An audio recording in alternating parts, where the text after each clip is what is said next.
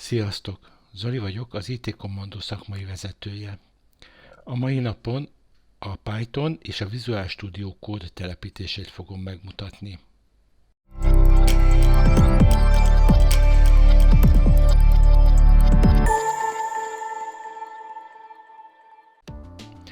Ez egy frissen telepített Windows, amelyre felraktam az összes szükséges frissítést. Ezen felül egy screen recorder van felrakva, hogy meg tudjam nektek mutatni, hogy mit csinálok. A Python-t a legegyszerűbb a Microsoft Store-ból föltenni. Microsoft Store az itt található. Fönt a keresősávba beírjuk a nevét. Python, nem is kell az egészet rögtön kitalálja, hogy mire gondoltunk. És amennyiben más szempont nincsen, mindig a legfrissebbet telepítjük.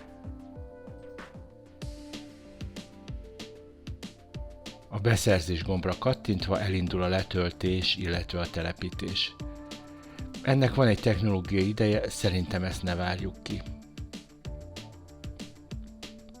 A telepítés elkészült. Nézzük meg, hogy mi került föl a számítógépünkre. Fölkerült maga a Python interpreter, illetve egy idle. Ez a Pythonnak az alapértelmezett kezelőfelülete. Hát alapfeladatokra teljesen jó, próbáljuk ki, hogy működik-e. Print Hello World. Kiírta, tehát működik. Következő feladat, hogy különböző modulokat is tudjunk telepíteni, hogy felrakjuk a pip nevű modultelepítőt. Ehhez a start menüben kiválasztjuk a cmd nevű programot, ez a parancsor, és első körben letöltjük a getpip.py nevű segédprogramot.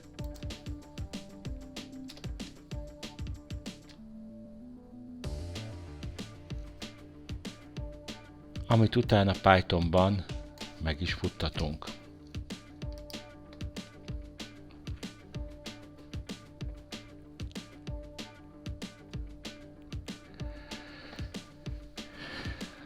Látszik, hogy elindult egy folyamat, fölrakja szükséges függőségeket is,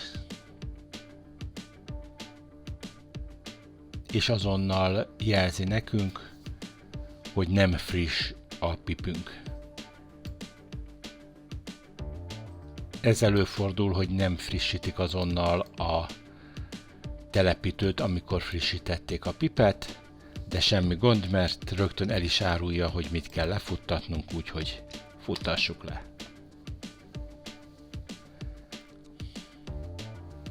Így van, pip help.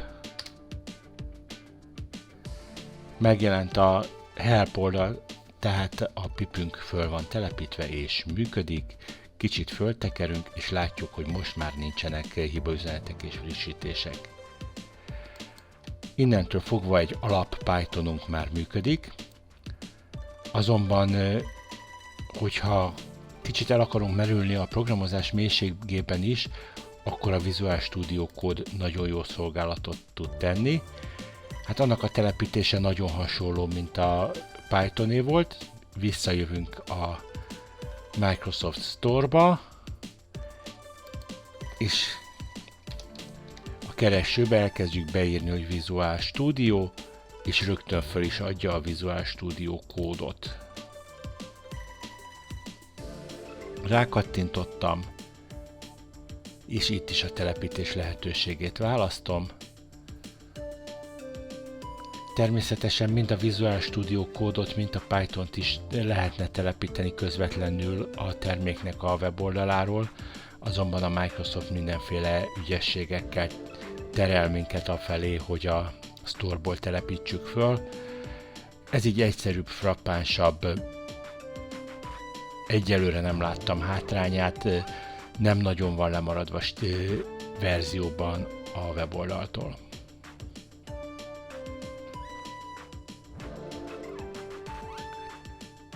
A Visual Studio kód telepítése ennyi volt. indítsuk el azonnal, ha már van, akkor használjuk, és igazából most fogjuk befejezni a telepítést, mert még egy csomó apróságot gyorsan föl fog nekünk rakni. Itt felajánlja, hogy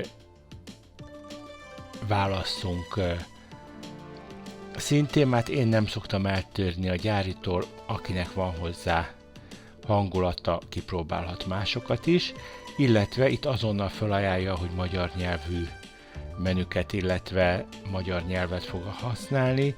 Én ezt a legvégsőkig tudom nem ajánlani, mert hogyha bármi probléma van, egy internetes keresés esetén az angol nyelvű üzenetekre sokkal több találat fog érkezni, mint a magyar nyelvűekre.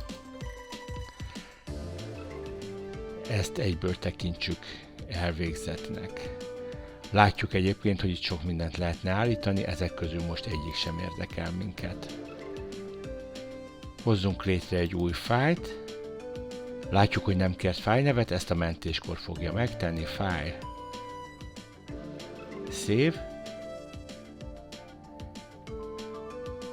Első lépésben azt mondom, hogy hozzunk létre egy új mappát, ahol a Pythonos programjainkat gyűjtjük. Vajon milyen nevet adnék neki? Hát mondjuk Python. A program meg legyen lépjünk be a mappába, és legyen mondjuk a first.py a programunk.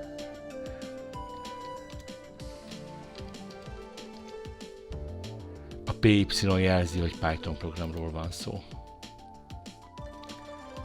Azonnal megint megjelent egy kis dialógablak, hogy szeretném-e a Pythonhoz szükséges kiegészítőket telepíteni.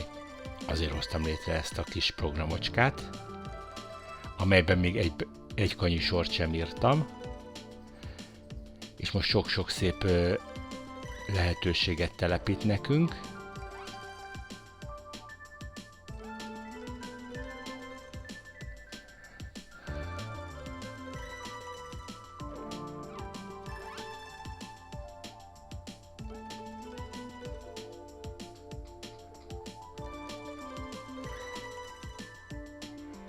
Azonnal felajánlja, hogy telepítsünk Python-t, de hát ezen már túl vagyunk, úgyhogy azt mondja, hogy Select Python Interpreter, válasszunk ki egyet, mivel egy már van, és meg is találta, hogy a 3.10-eset mi már föltettük.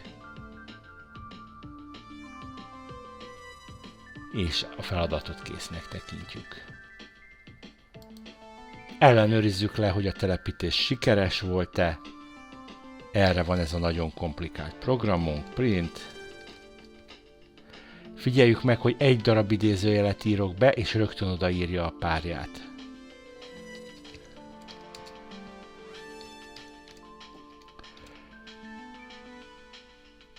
Az idle szemben itt már is látszik egy nagy különbség, hogy színesben írja a programunkat, tehát a kulcsszavakat ilyen mustársárgába, a stringeket mi ez, téglavörös? Hívjuk téglavörösnek. Téglavörösen. Látjuk azt, hogy ütök rá egy entert, és nem történik semmi, mert most egy szövegszerkesztőben vagyunk, és vagy a run start debug, vagy az én jobban szeretem, mert egy mozdulat, hogy F5-ös billentyűt megnyomom, és azt mondja, hogy indítsuk el a Python programunkat. Itt megjelenik egy terminálablak, elindít egy debuggert, az egy hibakereső. Hogy ezt el akarjuk-e indítani, vagy nem, mindenkinek a saját belátására bízom, eleinte én praktikusnak tartom. Az eleinte alatt azt értem, amikor kezdünk egy programot hibakeresni, a későbbiekben már lehet, hogy jobban járunk, hogyha a gyorsabb végrehajtás érdekében Ctrl F5-tel debugger nélkül indítjuk el. Tehát rögtön kiírta, hogy Hello World, és nézzük meg, ugyanezt Ctrl F5-tel jelentősen gyorsabb lesz. Mivel nem indult el a debugger, csak kiírt néhány apróságot, és megint kiírta, hogy Hello World. A feladatot teljesítettük, köszönöm a figyelmeteket. Ha tetszett a videó, lájkoljátok, ajánljátok egymásnak, illetve a kérdésetek, megjegyzésetek van, a komment szekcióban legyetek szívesek feltüntetni. Köszönöm a figyelmet, sziasztok!